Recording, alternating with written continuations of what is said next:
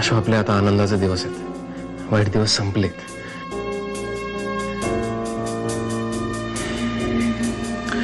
चल एकदम मस्त करूया बाळाचा बारसा.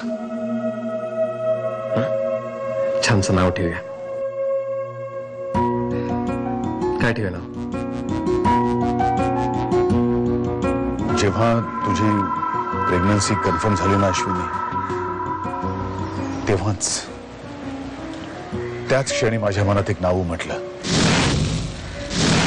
अन्वय. तू सांग. असं एकदम सांग म्हणल्यावर कसं येणार का? आपण एक काम करूया, वरून ठीक आहे.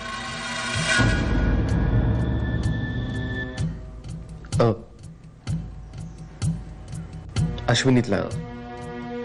असं म्हणतात की जेव्हा एक दरवाजा बंद होतो तेव्हा तुमच्याही नकळत कुठेतरी दुसरा दरवाजा उघडत असतो तुमच्यासाठी.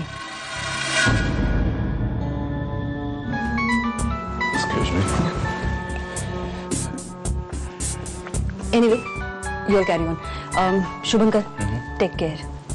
थँक्स सुले. बाय सुले.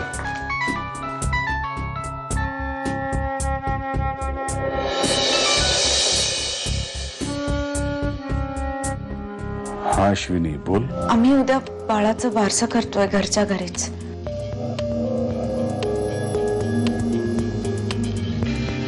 तुम्हाला कळवावं असं वाटलं. थँक्स अश्विनी.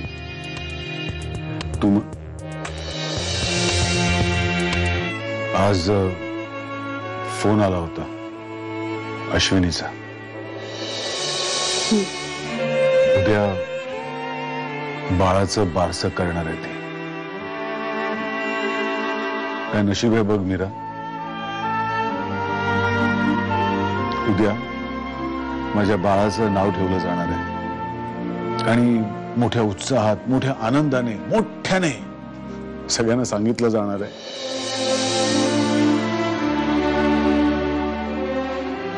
पण मी मात्र उघडपणे माझ्या बाळाचं नाव घेऊ शकत नाही. अगं मालविका, त्यांना त्यांच्या आवडीचं नाव ठेवू दे ना. तुझं नाव कोणी ठेवलं होतं?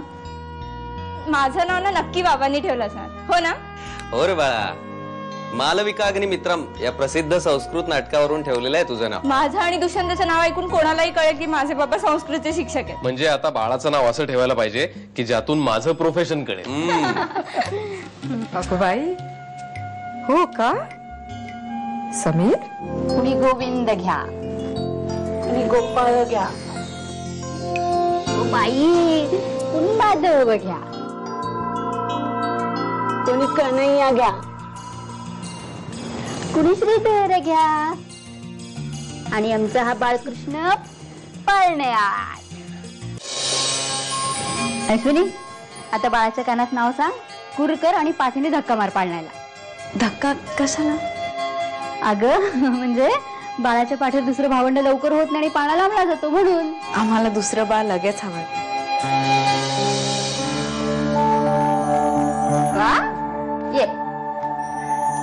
ये का?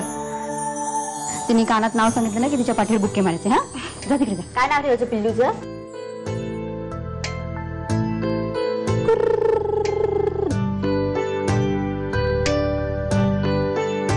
काय ठेवलं नाव? अन्वय.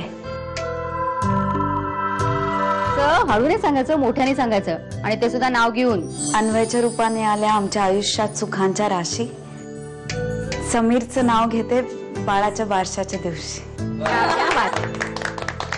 पण अर्थ काय एक्झॅक्टली याचा? अन्वय म्हणजे गोष्टींमधल्या विखुरलेल्या अर्थांमधलं खरं सूत्र. दादाची बहीण शोभतेच तू. चांगलं. तसेच नाव ठेवलं कठीण कठीण सगळी. बसा ना तुम्ही. या.